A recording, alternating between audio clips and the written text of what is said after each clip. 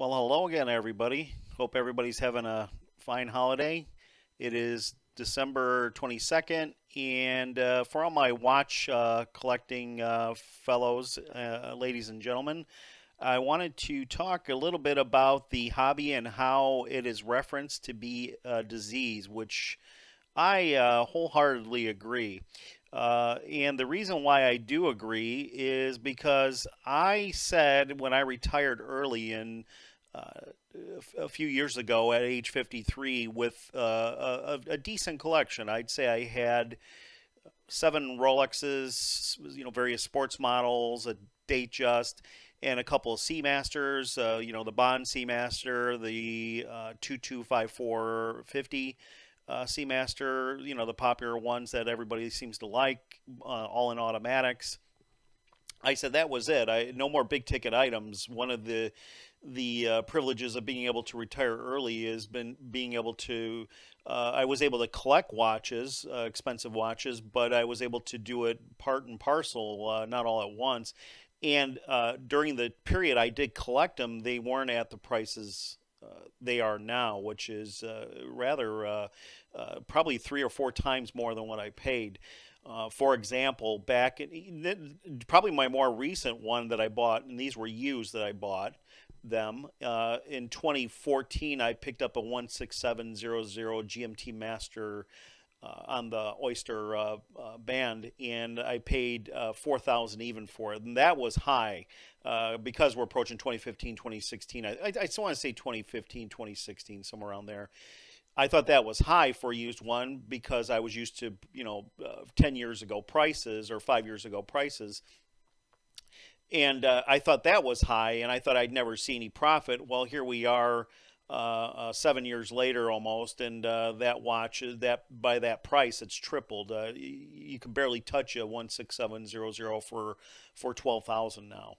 So going back to the Antage, our Rolex watches, good investments. I guess the question comes up is, should you treat watches as investments? And the almost constant answer is no. But you can't deny the fact, and nobody who collects these watches who can't deny the fact that certain brands, i.e. Rolex and maybe Patek and a couple other ones, but I'm mainly going to focus on Rolex, not even Tudor, because Rolex has this ability to yearly increase in prices at a 3 to 5% or even more, depending on the model rate. And everybody wants the current new models. You have segments of the watch hobby, especially with Rolex. You have people that are only focused on new models, like the new Hulk and the ceramic Hulk and the ceramic Submariner and the GMT. And then you have vintage collectors, which are probably, it seems like there's less of a crowd of vintage collectors who only want vintage, or I'll say vintage and neo vintage. And I say anything 70s, pre 1980 is what I would call vintage. That's just my opinion. It would vary probably depending on collector to collector, but I would say anything pre 1980 is vintage, and above 80 is maybe mid 80s is getting neo vintage. And I have some of those models too. Like, for example, I have a 1991 N serial number 14060, no date sub, and I consider that neo vintage because the definition of neo vintage is it's got some of the vintage traits, and it's also got some of the modern traits. Some of the modern traits is it's got a sapphire crystal, unlike the 5513 that it preceded, had a dome plexi crystal. So you got the modern more scratch resistant abilities to offset the possible damage to the watch. Of course, either one will shatter or break, but the sapphire is more prone to shattering if you hit it hard. Plexi will just usually there's a little bit different properties there. But anyways, so it has some of the it has tritium dial, so it has some of the vintage traits, and so that's what I think the term that's been thrown around called neo vintage is where it fits, would be a typical, like a 1990s or even a 1980s Submariner or GMT Master. That's kind of considered neo vintage because it's bridging I would say anything that starts getting sapphire crystal, a flatter sapphire crystal, is neo vintage. I still consider like an 80s 16750 sub that preceded the 1675. I consider that still to be vintage because it's got more of the traits. It's leaning more in the arena of traits for vintage, which is the dome plexi crystal. And I guess you can split hairs and argue if the gold indices versus the painted on previous applied indices is a break point too. But that's just my consideration. Everybody's probably going to vary a little bit of when it starts and stops. So getting back to that, getting back to the main topic is how this watch collecting can be a disease and a bad habit, especially if you're now retired and on fixed income. And like myself, I promised myself no more big ticket items. Well, here I am. As of the last 6 months, I can't shake my desire to own a two-tone gold sub, which is really ironic because back in the my collecting days when I was more aggressive in collecting or picking up these watches, and I'm still into the hobby. It's just I don't buy at these prices that we are at today because, one, I don't feel it's responsible as part of my financial planning, which that's another one of my hobbies that got me to this point.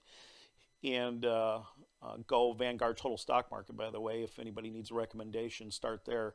But so anyways, getting back to the main topic, the 16613 has been like on my mind in the last 3 to 4 months, I would say, and I can't shake it. And the way I'm looking at it is, it's stupid to buy it. I'm retired. I retired early at 53. I promised myself I wouldn't, make big ticket purchases like that.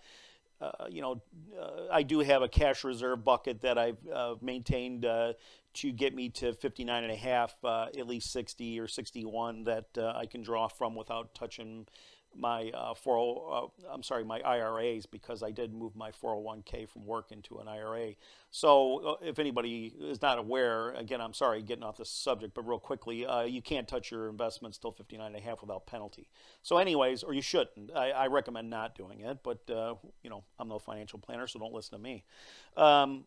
So here I am finding myself with this idea of why not. You only go around once in this world, and the 16613 in black was originally tugging at me, and now looking at the bluesy, which is probably the more popular of the two, that one has really got me mesmerized. And it's they're running about 12. They began around $11,000-$12,000, and that's dealing with some.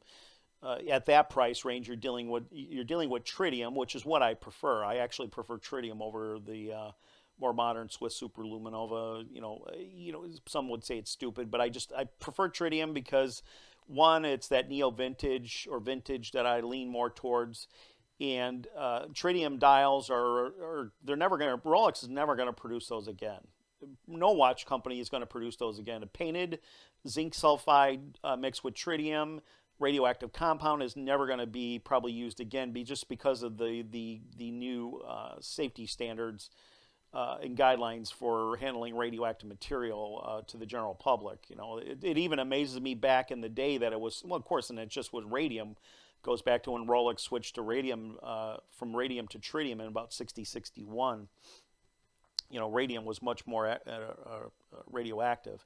So then they switched to tritium about 1961 for a less radioactive compound.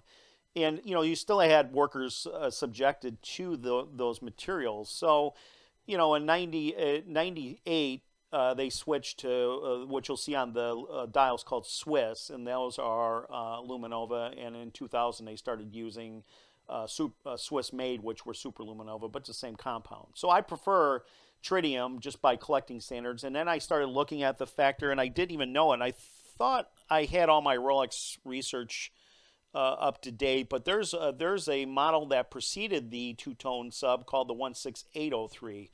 And that is the first version of the two-tone Submariner, and then followed it, and after 89 began the 16613, which you could get in black gold dial or blue and gold dial. So originally wanted the black, but now I'm looking at this blue, and it's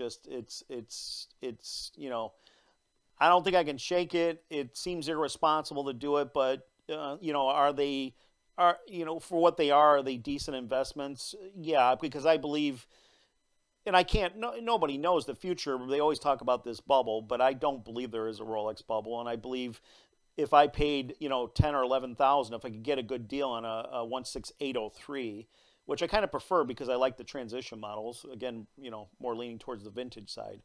Uh, I see that watch as being, incrementally increasing over the years. And, but the thing is, you have to look at it as why there tend to be a bad purchases. People like me tend to, if you collect enough watches, you have a lot like in a safety deposit box that you're never looking at. And yes, they are increasing in price, but that money is out of your account, even if it's a cash account that you're not earning any interest off of.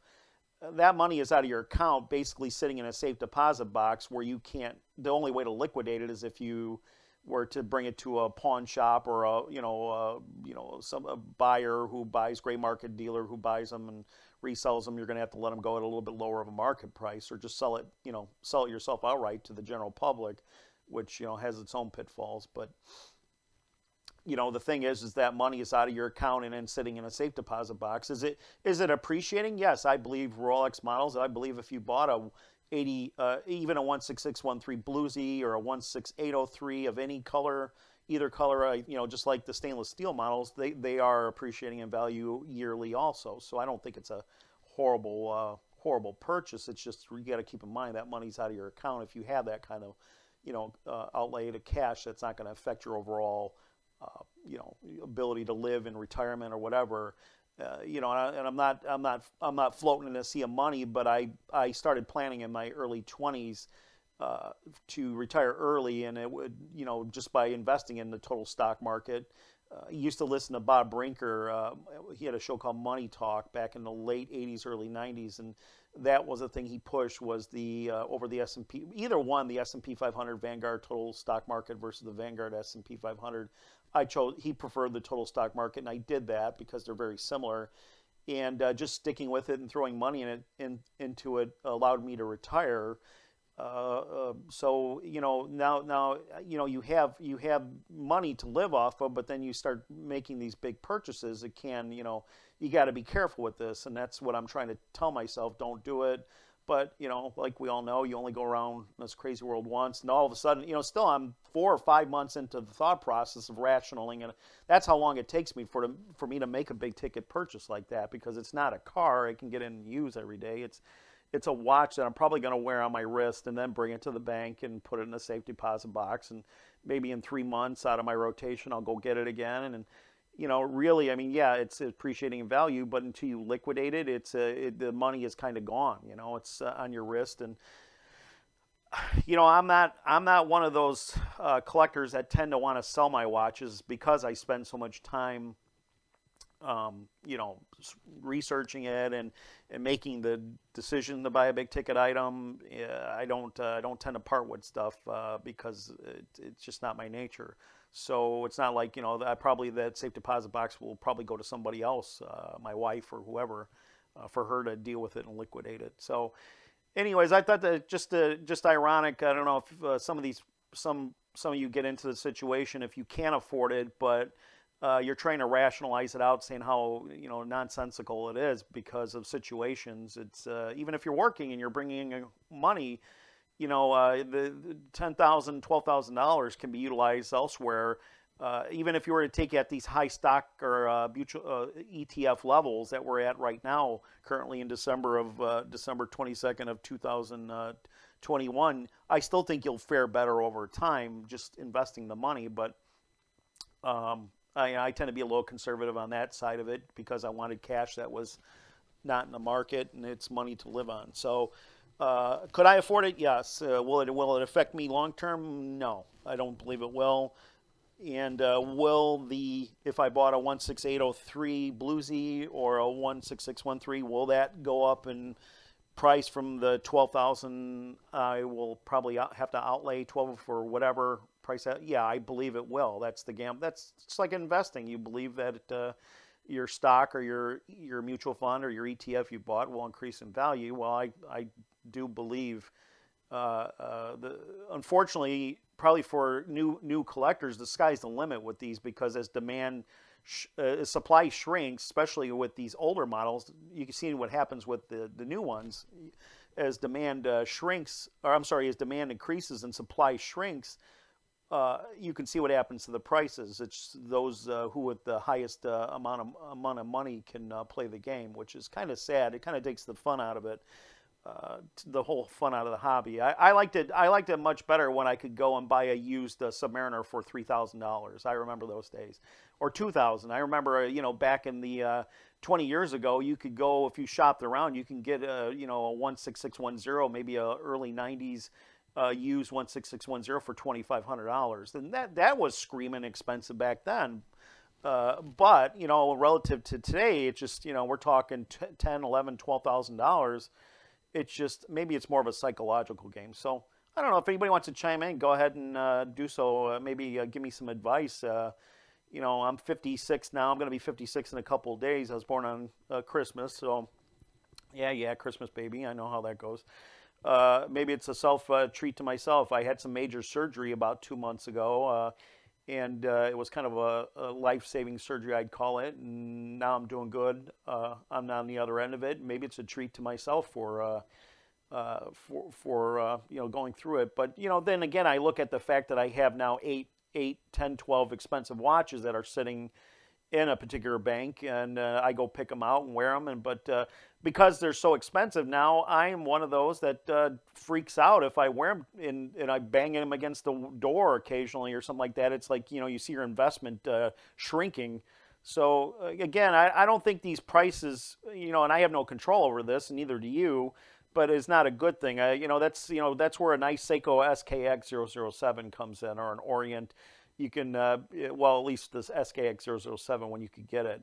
I paid, I think, $150 for mine back about 5 years ago, before they were being, Seiko stopped, a few years before Seiko stopped making them. And now those prices, because of demand, supply and demand, now if you find one, if somebody has one, I do still see a few lists on eBay here and there, they're going for, 3 times the original price. Well, I wouldn't say 3 times, but I'm seeing them as much as $500-600. So even with Seikos are going up because this whole hobby has taken off. So let me know what your thoughts are. If I'm looking at this bluesy, I'm just doing a little slide here because I didn't want to do any copyright with any videos from other YouTubers. But is it stupid to do that, especially in somebody's in early retirement? Is it you only go around once in this crazy world, and the watch will increase? Would appreciate any chiming in. Would be appreciated.